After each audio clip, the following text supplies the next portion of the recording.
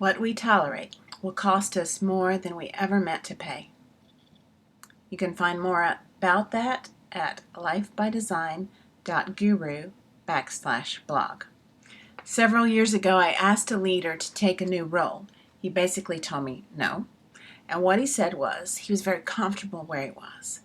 He and I had the same faith, so I told him I was going to ask God to make him uncomfortable. About 2 weeks later, he called me and he said, "Michelle, I'm very uncomfortable. I'd like for you to stop praying for me." And I'll take that role, by the way. I'm Michelle Gooch, your life design coach. And for the next few minutes, we're going to talk about comfort zone. Many of us tolerate this gravitational pull of staying in our comfort zone. Our comfort zone is this great space where our activities and behaviors fit a routine, a pattern that minimizes stress and risk. It provides us this state of mental security, and that's a good thing. But it turns out that comfort kills productivity, because without this sense of urgency or unease that comes with deadlines and expectations, we tend to do the minimum. We lose the drive and the ambition to do more and learn new things. Pushing our personal boundaries can help us hit our stride sooner, get more done, and find smarter ways to work. Who knew? Getting out of our comfort zone could do all that. So we'll have an easier time dealing with new and unexpected changes if we get out of our comfort zone. Brene Brown, a researcher at the University of Houston, explains that one of the worst things we could do is pretend that fear and uncertainty don't exist. But by taking these risks in controlled ways, challenging ourselves to things we normally wouldn't do, we can experience some of the uncertainty in a very manageable environment, and it expands our comfort zone. We learn to live outside of our comfort zone when we choose to, when we want to, and that prepares us for these life changes that get forced on us unexpectedly. And once we start this stepping out of our comfort zone, it gets easier over time. As you step out of your comfort zone, you'll get accustomed to this kind of state of optimal anxiety or productive discomfort. Productive discomfort becomes normal, and we're willing to push farther. So our comfort zone kind of adjusts. So what was difficult and anxiety-ridden before becomes easier as we repeat it. We'll find it easier to push our boundaries in the future. So that 2-foot square on your couch gets a little larger. Seeking new experiences and learning new skills and opening the door to new ideas inspires us and educates us in a way that little else does. Trying new things can make us reflect in our old ideas and where they clash with our new knowledge. They inspire us to learn more and challenge this tendency that we have to only seek out information that we agree with. Man, that's an epidemic. I do it all the time. I only seek out information that I already agree with.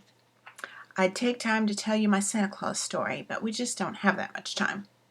But let me just say that my new knowledge clashed with my old ideas.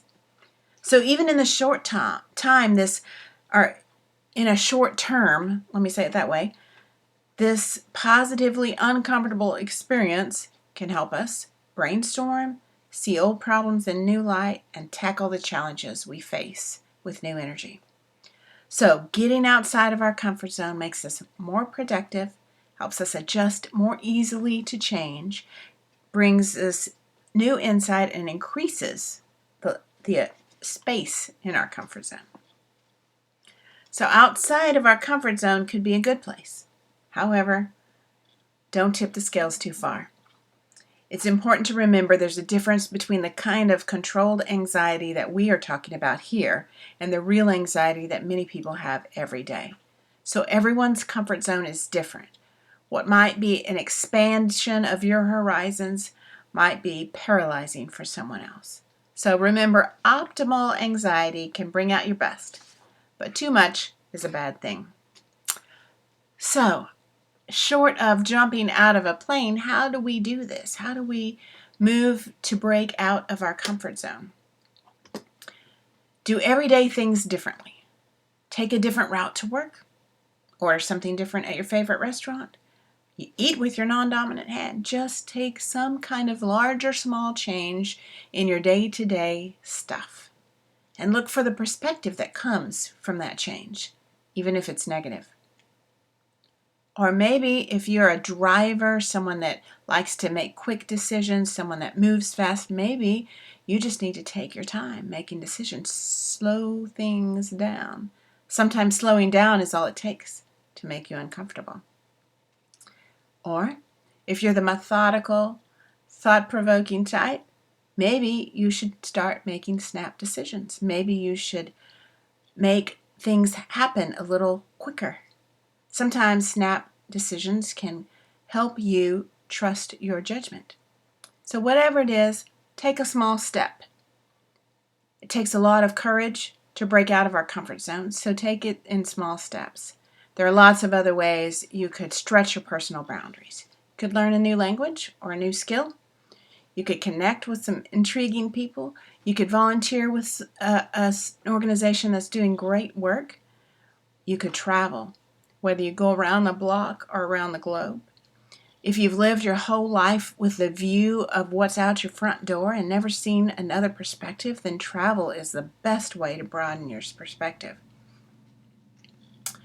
The experiences you have when you get outside your comfort zone could be mind-blowing or they could be regrettable.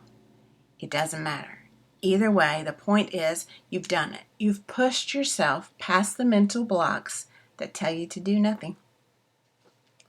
So, make it a habit. Try something new every week or every month.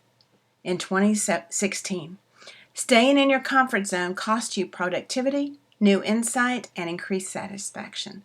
So start stretching yourself in 2016. If you need help, you can find me at lifebydesign.guru. Until next time, be brave out there.